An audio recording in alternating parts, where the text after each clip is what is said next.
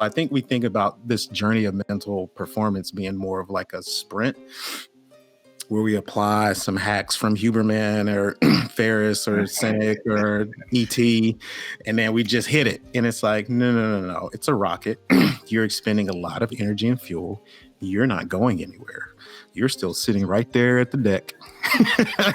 There's all this smoke and noise. People are laughing at you. But what they don't see is that you're preparing and you're positioning yourself to go do something. Mike, welcome to Empathy Led. How you doing, brother?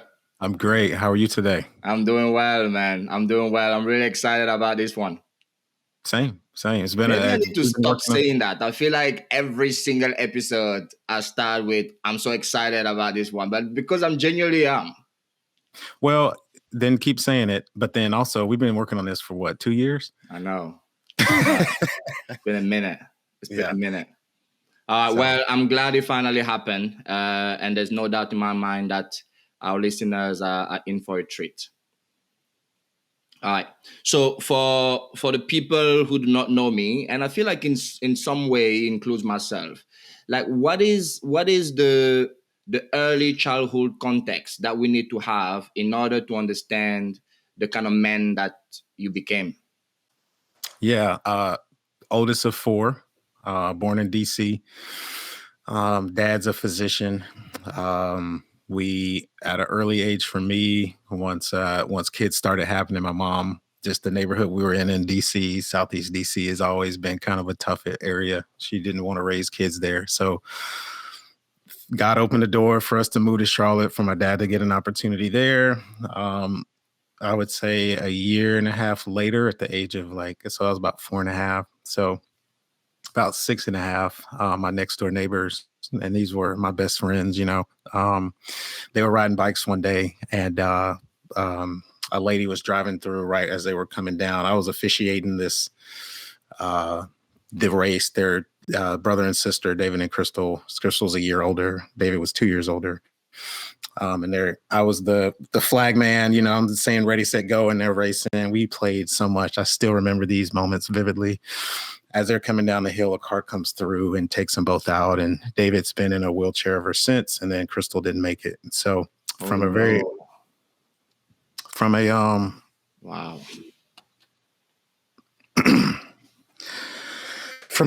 early age, man, I just knew that life was precious, that you should cherish the people that you love, that if somebody tells you they love you or you get to spend good time with quality with people, like pour that back into them, because you just don't know how long that's gonna last, right? We were all athletes growing up. I grew up in a neighborhood full of kids my age. We all played football on the streets, playing tackle football on concrete and getting in fights and stuff. So I feel like I grew up in a really special environment. It made me tough. But I love sports. I love competing. And so played sports all through middle school, high school, ended up playing football in college, walked on to Carson Newman College in Tennessee, and then ended up transferring to App State, earned a scholarship, played Division I football there. Tore my ACL twice while I was in college. So that set me back a lot actually. And so I learned a lot about how to kind of come back from setbacks, overcome challenges and adversity. So a lot of the things that I look back, one of my mentors, James, was saying, and he's had to deal with the loss of his wife a few years ago, but he was saying, if you want to live a grateful life, then you have to be grateful for all of it. Like the good and the bad, right? And so I'm in this journey now of trying to be grateful for the ACL tears, for losing my friend, for, some of the moments that kind of wrecked me, and say, okay, what did I learn? And, how did that help shape me become the person that I am, that would be, positive and would be loving and empathetic and understanding. So I think, those are some of the bigger moments that I would say kind of has helped me kind of learn coming back from my second ACL tear, I thought I was playing really well. I went to my coach one day and asked him, what do I need to do to be the starter? Like, how do I keep getting better? And he just said, I made a promise to the other guy that nothing. We know we got you if we need you, right?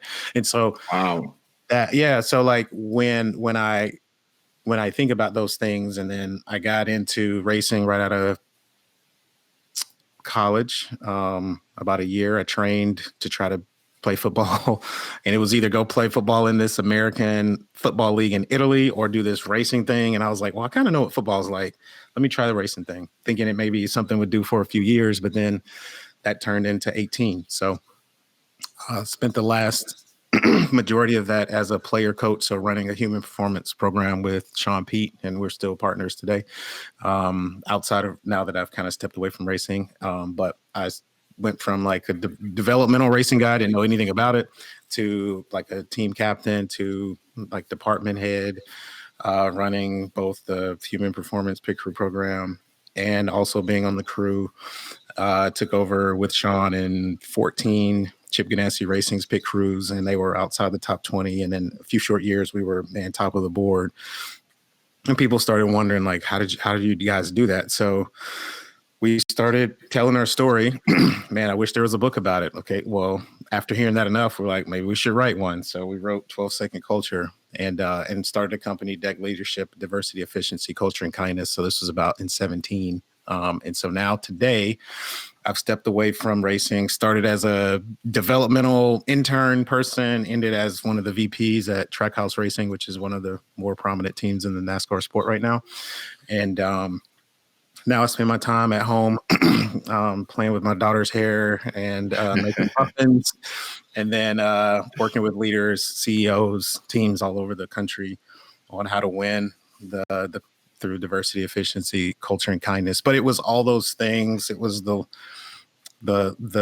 understanding of empathy. It was the understanding of how to adapt and pivot. It was the understanding of how to, okay, I know what that coach, when he said that to me, I know what that did to me. So how do I reframe those moments where you have to challenge or push back or hold people accountable? How do you deliver that in a way where people keep pushing instead of give up, And so all these moments have kind of got me to where I am now.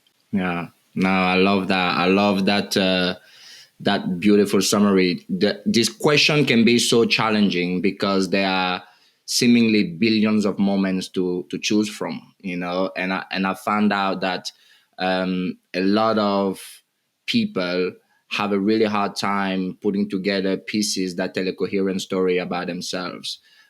Which I think is one of the most powerful skills you can have, is to really take the time to put together those pieces in a way that is coherent, authentic, which then allows the person in front of you to have context for how I got to be the person that I am. And you just crushed it. You just absolutely crushed it. So, of course, the reason I love that question also is because it sets the tone for the rest of the conversation, because there is so much to unpack from that long answer.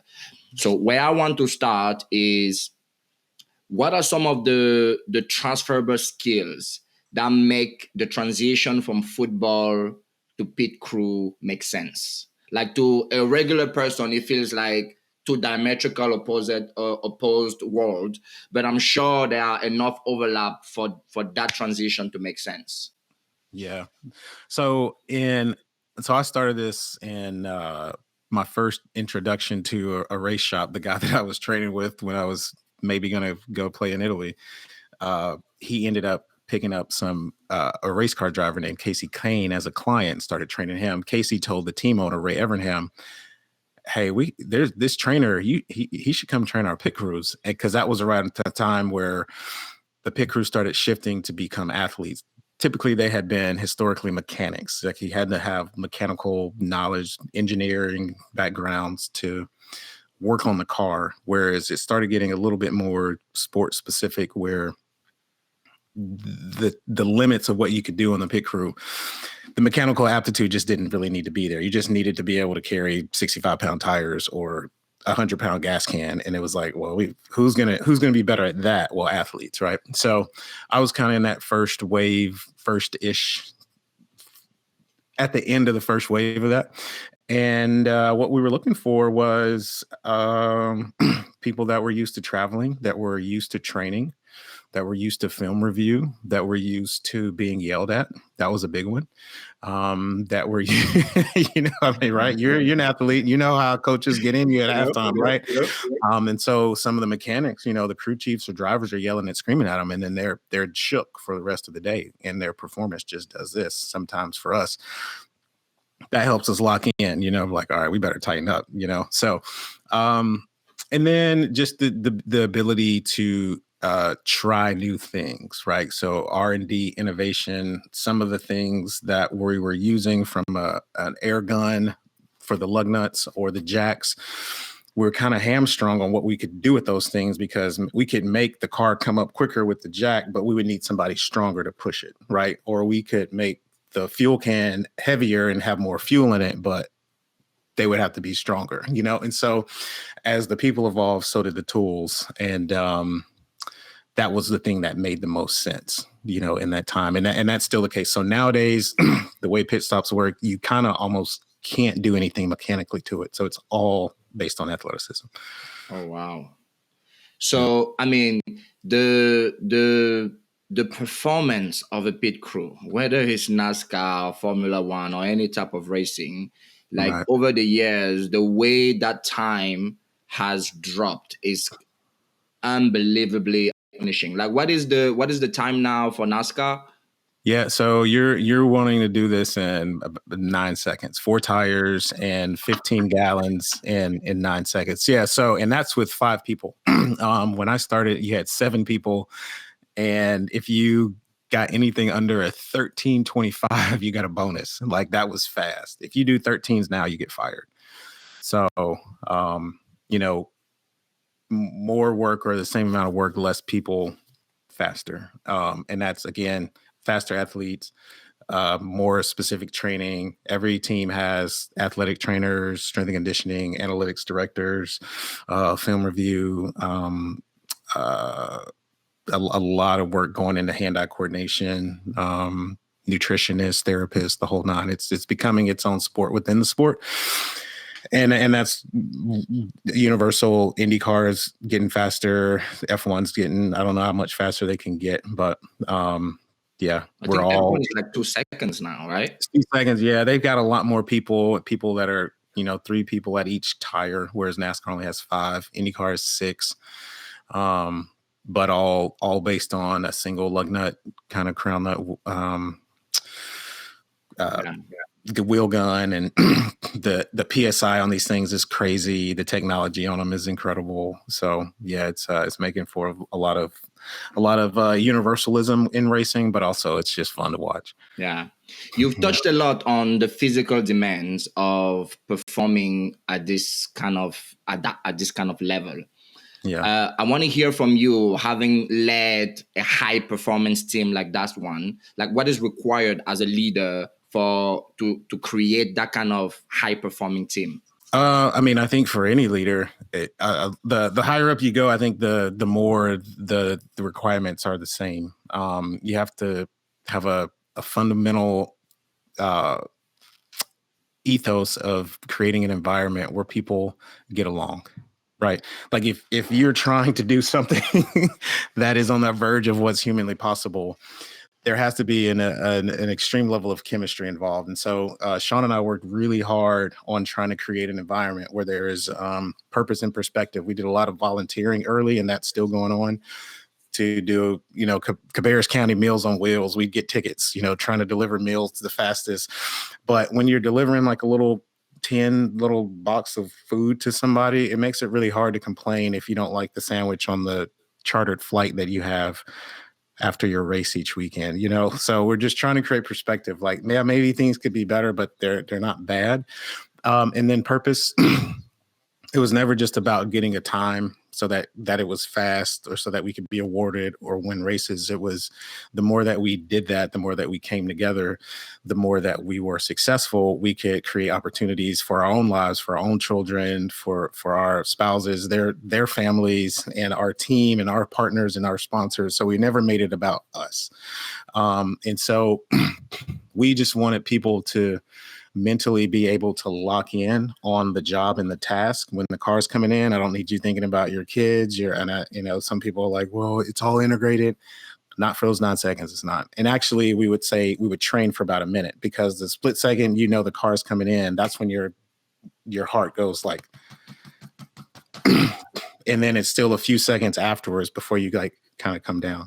So for about a minute, I need you to be able to lock in. Now, if we've addressed all the other things, we've included your family in on company emails, they know what's going on. They're not left in the dark on changes with teams and sponsors, and there's certainty about the future. We would call people after work just to say thank you. Like typically when the boss calls late at night, it's something's wrong, but just, hey man, you work so hard, like you put so much time in, and I don't always get to say how much I appreciate it because I'm in the moment. I'm thinking about other stuff, but like, I see you, we love you, we're so grateful you're here with us, and I just want to say thanks. Have a great night.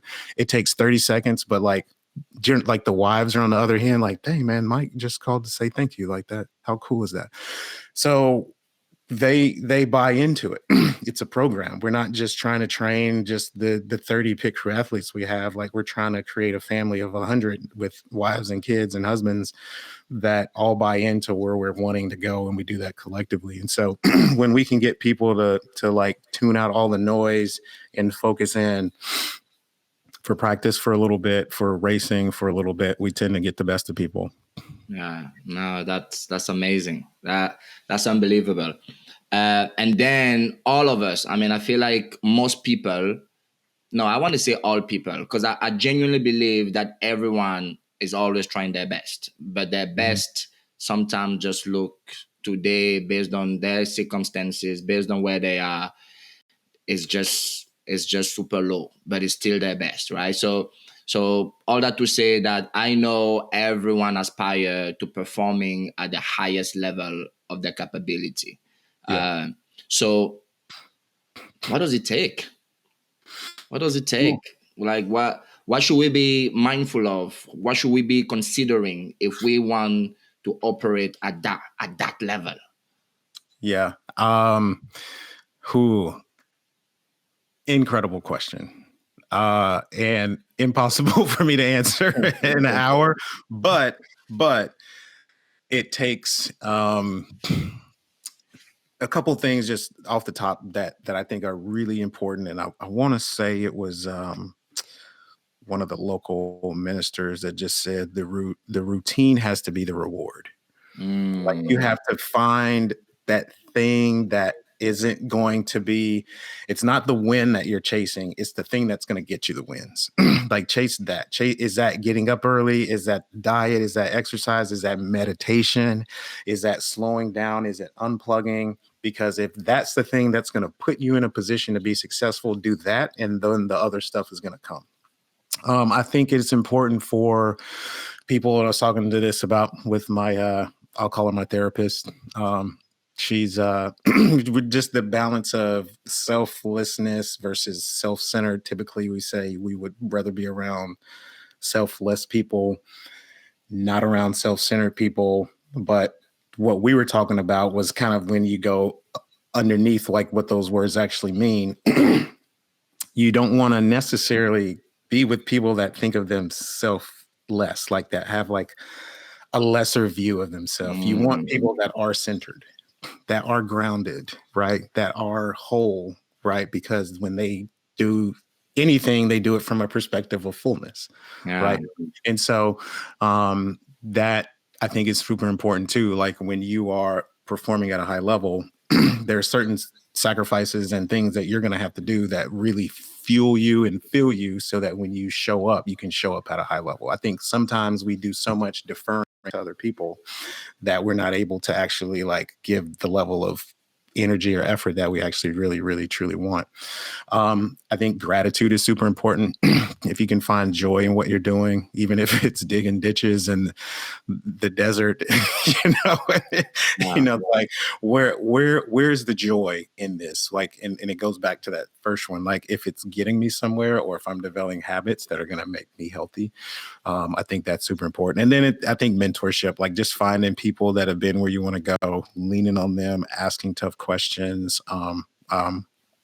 another one of my mentors, is doing a conference in a few weeks, and he asked me to shoot like a little quick video to just kind of like welcome people. And I was like, man, this guy, he's been a mentor, a father, a spiritual advisor. He's been the rod of correction. He's like, but it was all these things. And I was like, man, like this guy's really touched my life, and I'm better because of him. And so he can see around corners that I haven't seen yet, but he's been there, and he's just further down the line. So from a mindset perspective, I think last thing I'll say too is just that all of that starts with how you show up each morning. Like you think of, and we wrote about it in our book.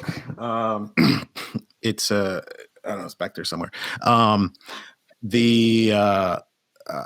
think it was, which one? Saturn V, when it took off, had I think 72% of the fuel was used in like the first minute and a half. Oh, wow. For the whole journey, like out of space, in orbit, and then back. Like most of the fuel was gone. And then you see a ton of it, like 15, 20% is already gone, and it hadn't even moved yet. Right. And so I think we think about this journey of mental performance being more of like a sprint, where we apply some hacks from Huberman or Ferris or Sinek or ET, and then we just hit it. And it's like, no. It's a rocket. You're expending a lot of energy and fuel. You're not going anywhere. You're still sitting right there at the deck. There's all this smoke and noise. People are laughing at you. But what they don't see is that you're preparing and you're positioning yourself to go do something. And so I think it requires patience. And that's where that gratitude comes in, right? So it's like, hey, I know what I'm doing. Yeah. Right. But eventually that thing starts to move, and it's slow. But that thrust at the start gives you the chance for the whole journey, right? And so I don't know, hopefully that answers some of the questions. I can talk about stuff like this for a while. Man, that question, like you gave me goosebumps at least 2 times throughout that answer. I think especially in that shuttle metaphor, I'm at this season of my journey of my life where at times it feels like all the work I put in, like it's not really going anywhere. So like that really, really resonated with me. And I know it will resonate with so many people, because like you put in the work, you put in the time, and you expect a certain kind of result, and you don't see it, and you think nothing is happening. But to your point, no, it is happening. It reminds me of the bamboo tree metaphor. I'm going to butcher it, but it takes way, way, way, way longer for the bamboo tree to burst through the ground. And then after those years and years, it takes like 6 weeks for it to grow. Wow. Like 36 inches or something crazy like that. Right. So, wow. So it's that same idea. And then the other thing that I really loved about that answer, at face value, ex-football player, pit crew guy, nice and buff, you expect an answer to this question to be something along the lines of an ET, right? Like, how bad do you want it? But instead, there was a lot of, what people consider soft language, which to me is super, super powerful, right? Especially when it's delivered by somebody like you, right? Gratitude and being grounded and those things, that empathy, right? And those things that people consider to be soft, weak skills, attribute. It turns out that's precisely what you need to perform and to reach like peak human performance. And I don't think this narrative is as popular as the how bad do you want it until you can no longer breathe narrative. And this is absolutely no disrespect to ET, who is an incredible motivator and who does a like unbelievable job, like just firing people up. But if we know anything about human beings, is that we need different messages because it will land differently on different people. Right, like ET has this ability to fire the people that are ready for that kind of intensity. But as a soccer coach, for example, I know that intensity doesn't work with all my players. Some of them needs a calmer, softer, gentler approach. They need an arm over the shoulder if I have a shot at picking through them, right? So I really love that we have those multiplicities of views and approaches and voices, because we're going to need all of it if we're going to make any headway in helping people becoming the best versions of themselves. Yeah. And like, I mean, we've had Sean and I talking about these types of things on multiple occasions, have heard people say, man, you guys are never going to make it as speakers, as, executive coaches, as well, whatever, because you focus too much on the soft stuff. People need hard data. They need that intensity. They need analytics. And I think that some people, maybe, sure, but I think, like you said, human beings are wired for these softer skills, right? And we flourish when we are like at peace with them. And so I appreciate you saying that, because there are definitely days where things are kind of challenging, or like, man, I thought we had that guy, I thought we had that client, and they're wanting more metrics and quantifiable stuff, and it's like, that's just not us, it's just not me. There's plenty of that out there. So I want to take another slight step back, which is part of this bigger answer to my previous question. What is the Mike's routine is the reward? So what is your routine? What is your thing that, I know this is my routine that I should focus on, because that's where the reward is? Yeah. For me, when I am kind of like in demand, it is because somebody needs something from me. And whether that's there is a 911 at their company, some sort of big event is coming up and we have to launch this new product. We have to merge these ideas or rebrand, and it's like a lot of pressure. And so from the racing world, I've spent a lot of time experiencing pressure. I mean, they're expecting these pit stops to happen perfectly every time. I mean, and it's just not possible, So what we worked hard on was like, okay, how do we go for, speed with, quantity, like sustainable, but like with quality. And so a lot of times that looked like us operating at 85%. I would rarely try to teach anybody to go as fast as they could in an era, in a world where that's the whole point. Go as fast as you can. But humanly, it just knew, like, if we do that, we're going to knock on the door of mistakes, and we're going to try to help mitigate those by putting pressure on everybody else to feel like they have to go fast because they see the consistency that we have at a really fast pace, right? And so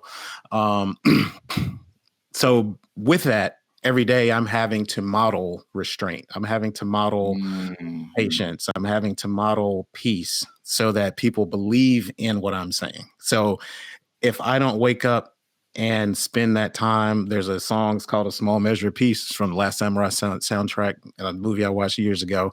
I listen to it every morning, and it starts me on like a peaceful journey throughout my 12 hours or however long I'm going to be working that day.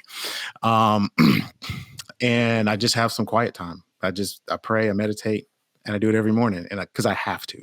I don't have another option. It's not like a check the box thing. It's like a necessity for me to do that.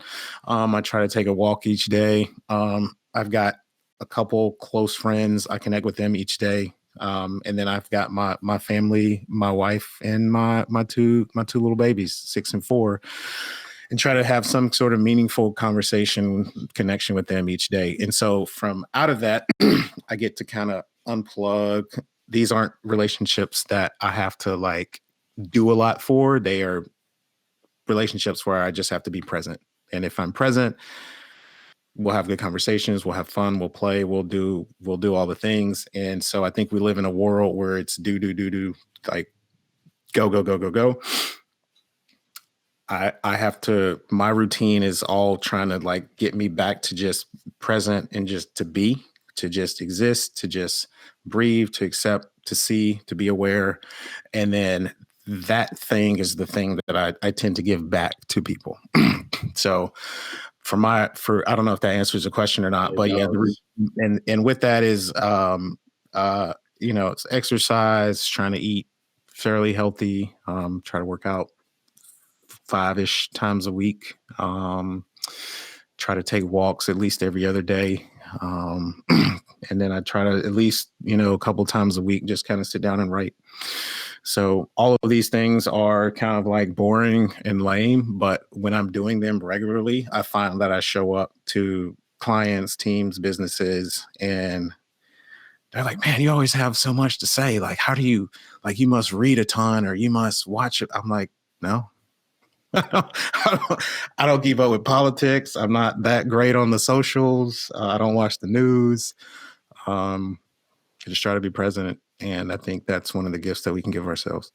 Yeah, no, I love that. I have this thing that I had written for myself a few years back now that says that success, however you define it, doesn't happen because the world is all of a sudden bending to your will. It happens because you have improved the quality of your interaction with the world, right? It's you who have become better. You've become more receptive, more open, more perceptive. You've become better at engaging people, better at seeing opportunities, better, right? Like all those things were always there. It's the quality of your interaction with the world that was not good enough. And for me, that sense of clarity and being more perceptive and seeing better and hearing better and showing up better goes through a routine very similar to yours, right? Where like it's really about stillness in the midst of the chaos. It's really about seeing what lies underneath the movement, right? And I think it requires a lot of just being still, restraint, and being quiet, because otherwise you will miss it. The things that are not that important, funny enough, are the most hyperactive and the loudest, right? Even our thoughts that are tormenting us are the loudest one and the most hyperactive, until you sit in meditation and you realize that there is something far more powerful, which is nothing. It's just silence, right? Wow. Yeah. You're right. You're absolutely right. So we talked about high performance at an individual level. We talked about high performance from the perspective of a leader who's trying to inspire, motivate a group of people. I want to talk about high performance in a sense of a culture. I think a lot of companies, especially now, are really wrestling with this idea of team building, team culture, especially in a world where now you have to maybe lead remote teams.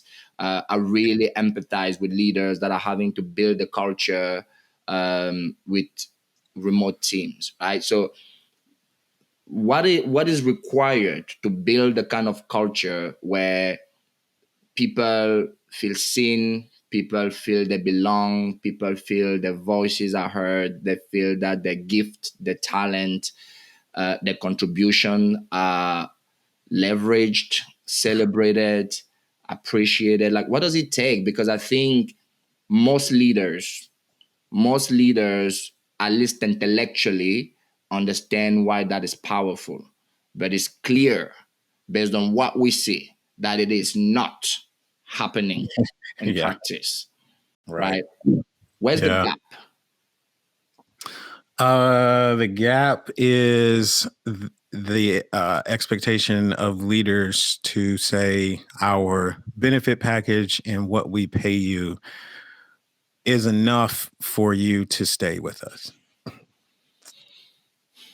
And that worked 50 years ago, maybe 40, 30 years ago. What would be our parents' generation coming off of world wars, and just having something that was consistent was seen as like, that's as good as it gets. Whereas I think we're a little bit more aware of our own interpersonal connection to the space and the things that we do and how we fill our time. And it's, we need to have some sort of purpose that's bigger than just, I mean, how many companies did people work for that are maybe not living check to check, but definitely certainly not killing it? And each year their boss, the CEO of their big company, gets a $4 million raise, $4 billion net worth increase, gets a new helicopter, a new jet. And it's like, hey, keep working. You can get here one day. No, you're not. It's never going to happen. So it has to be something deeper than just working to get to some place that you're never going to go. I think the thing that leaders need to kind of wrestle with, and it's our core values. It's why we made our company diversity, efficiency, culture, and kindness, is like, you have to have a healthy view of diversity and what it means. I think most people, even a lot of the chief diversity officers that I've talked to, don't have a healthy understanding of what diversity means. And what I'd like to challenge people with is, do you have a 401k or retirement plan or a stock portfolio or something like that? Is it diversified? And everyone's like, yes. I'm like, why? Well, having multiple entities in one, you mitigate risk. If one's not doing well, the other one probably is, right? So it creates balance. And I'm like, thank you. Like, that's it. That's all I'm asking for you to do, is to figure out with your team, what kind of matrix can you bring where you're mitigating risk based upon personalities, ethnicity, socioeconomic backgrounds, religious, democratic, political views, all that. Like, if you bring a well-rounded group of people to a table, that group is going to be stronger than a group that thinks the same. 10 times out of 10. Then efficiency, you're going to have to start to build trust in those teams. You're going to have to build trust for you as a leader. There's several polls out. Most people would trust a complete stranger over their boss. That is embarrassing. That is terrible. It is so bad.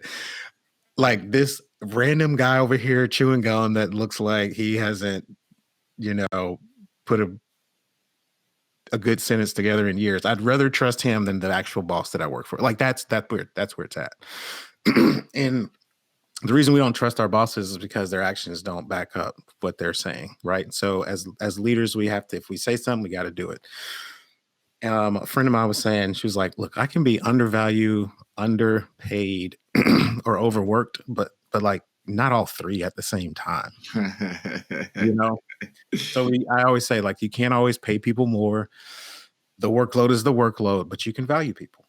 You can make those calls after work. You can make sure that when people's birthdays are and when their parents' birthdays are, or their spouses or kids, and just, hey man, like, what are you doing for your birthday? It's your dad's birthday this weekend. Or are you guys got anything planned? Or, just connecting to those like personal moments with people. That's how you start to build trust. And then you do have to do a decent amount of, I know people and leaders don't love, food truck rallies or ice cream in the break room, but like little things like that is how you start to build like connectivity. And that's where trust comes from. Culture is, I always think, is better than strategy. I think that if you have a strong culture where people are genuinely excited to be there, we always wanted to recruit people that we just, maybe there's a more qualified candidate or more experienced, but like, I just love being around that person. Like, those are the people that we hire. It's enthusiasm over aptitude, 10 times out of 10 for us. Because if you can get people that are kind of different, maybe see things differently, but we got some trust in our team, and man, I just love being around them, you got something, right? And then kindness is that thing where we go back to, like, at the start, we're like being centered and grounded, right? Like, we're being kind to ourselves, because the thing that happens when you get these bosses that, I'm not here to talk about feelings or emotions, we're here to get the work done. These people aren't kind to themselves. Yep. They're not taking time to be still. They're not they're obsessed with the bottom line and the number that they have to hit. And it's unhealthy. It's a really small thing to worship is a bottom line, right? So if we can have some, awareness as leaders to know like what the big picture is, if we can take care of ourselves, if we can create that stillness and be kind, then we can be kind to others. And then we can even think downstream of how we can be kind to our clients, kind to our local community, kind to our spouses, our industry. That's where innovation comes from. So that's kind of my I love that. I love that. I hate that it seems that there is a dichotomy between you either have great results, the kinds that a high performing team can create, or you look after people, you check out upon them, you empathize with them. Like the looking after the people and checking up it is the path to the results that you want. It's not it's a false duality or choice that you have to make, right? It's like no, I'm not saying this because it's a kind human things to do. Like, even if we remove that, that's how I usually talk about empathy. I'm like, I think it's practical. Like, I know it's good to be a good human, but even if you're not interested in that and all you are interested in is peak performance, I think empathy is a practical skill to have in order for you to have peak performance. And Absolutely. for me, that's how I think about it all the time. And all the things that you just mentioned are not like nice to have, or like, it is the path. That is the recipe to the result, the more money, the bottom line, the employees that stay, employees that want to work 18 hours. Like, how else are you going to convince somebody to work 18 hours if they don't feel like I belong? Right. This is my purpose. This is a place that cares for. How? More money? Nah. No. Yeah. Not now.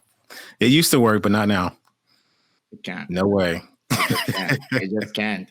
So for me, whenever somebody rolls their eyes, a leader rolls their eyes at any of these, quote unquote softer skills, it baffles me, because for me, it's just the path. It's the path. And it's the path. And maybe I should rephrase this. Is the path if you are looking for those kinds of results over the long run. Because you can bully people to produce something in a very chaotic culture and maybe have like 3 great years.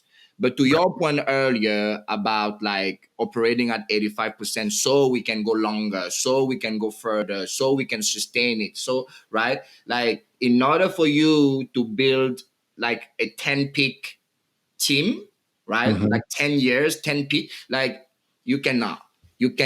And there are ample examples in soccer of coaches that are like really high intensity, really high demand, and they usually last 3 years, right? The first year is a year where they get people on board. The second year they win everything, and the third year they get fired, and then they go find a team, and then they do the same thing, right? And it's because it's just not sustainable. The players are exhausted physically, emotionally. The kind of stamina that's required to sustain that just doesn't work. It just doesn't work. And then at what cost? At what cost? Yeah. I think that like 15% just creates margin, right?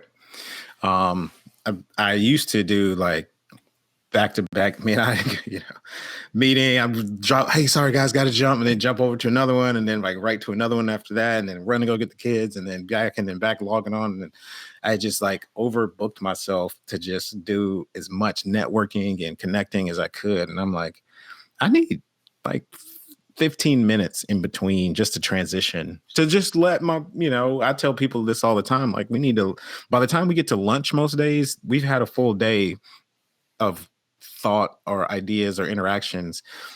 Let that process and marinate a little bit. What ideas could you come up with based upon a conversation that you had that could really move the needle for you? but we don't even give ourselves chances because we just go to thing to thing to thing to thing, and it's email to email to email. And so, yeah, part of the 85% is just create margin in your day for, again, I'm sure you've had a great idea in the shower or driving by yourself. It's like, where do great ideas come? Where does innovation really truly happen? Does it happen on board meetings and, workshops with Post-it notes on the board? Yeah, I mean, you can come up with your core values and the pillars, but the things that are really truly gonna create, newness and like creation, in and of itself came out of stillness, right? So, yeah, just I'm encouraging people as much as I can now, like, create that transition time. It's important. Yeah. And then the one thing I would say about this, one last thing I would say about it, and then we move on because we're getting close to the end of this conversation, is that I genuinely empathize with leaders because I think fundamentally most of them are trying their best to do all the things that we are talking about for the people in their charge. And I think the missing piece is the self-care. Is the thing that we talked about, the morning routine that will get you grounded and centered. Because there is no way you can check up on people if you are hurting. There is no way you can empathize with employee when you are struggling. There is just no way that you cannot hold space for other people when your tank is empty. So if anybody else roll their eyes at the stillness and the meditation and the yoga and the exercising, leaders absolutely cannot. You cannot, because otherwise, how can you possibly see someone make a mistake, but have the foresight to pause and to be like, maybe there's a better way of doing that, and not like jump, or somebody had like, it's impossible if you are just exhausted, overworked, tired, burned out, and da da da da da. You just can't. The only way you can be all these things that we need you to be and that your team needs you to be is if you fill your cup. And it's doing the things that we talked about. That's it. I loved their post the other day about meditation. I was like, he's on it. I mean, it's been a life-changing habit. It's been a decade now, and I just know the quality of my days. I just feel it. So I want to end on this question. I know you recently were recognized for championing diversity in NASCAR. And it's a big deal anywhere you receive it, but it's especially a big deal in NASCAR, right? Knowing the history, where it was started, even still now, like just the culture within NASCAR, without, as a matter of fact, right? Like to win that award there, like what does it mean to you? Yeah, I'm still kind of processing. That was like a month ago. So,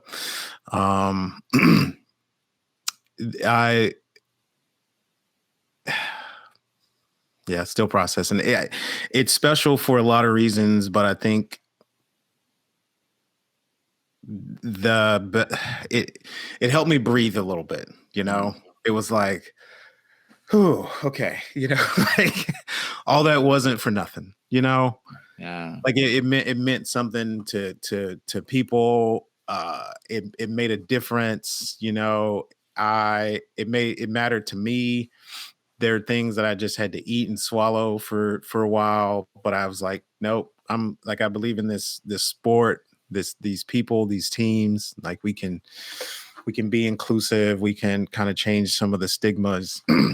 We can be a sport that's welcoming, because at the end of the day, fast cars and family, I mean, that's every culture, right? Every culture loves, you think Italian and the Tokyo Drift and South America, like some of the car cultures down there. Black folks love cars, white folks love cars, man. Like, why wouldn't this be a sport where everybody could come and hang out at? So just some of the not great moments, kind of come back. You kind of think about all of it. You get really emotional. But then also that kind of gave me another like little nitro boost to keep going. Like, okay, we did some cool stuff. Like, let's keep going. What else can we do? So yeah, it was it's been really cool, man. It's been cool. Yeah, I'd say there are different trophies that I wanted to won a decent amount of them, but I'd say that's up there at the top. Yeah, no doubt. Yeah. Mike, as expected, this has been an unbelievable conversation. I know every time we catch up, time seems to stand still.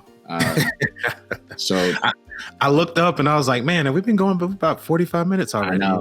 I know, man. On behalf of all the people out there trying to find their voice, trying to find their hidden potential, and trying to find their place in this world, I just want to thank you for the work that you are doing and for the pieces of wisdom you are putting out and for the different narrative that you are helping to drive, right? I think I couldn't think of a better spokesperson for the type of things we've been talking about, the softer things and quote unquote softer things that we've been talking about, than someone that has your background, right? Because like it just stereotypically doesn't fit.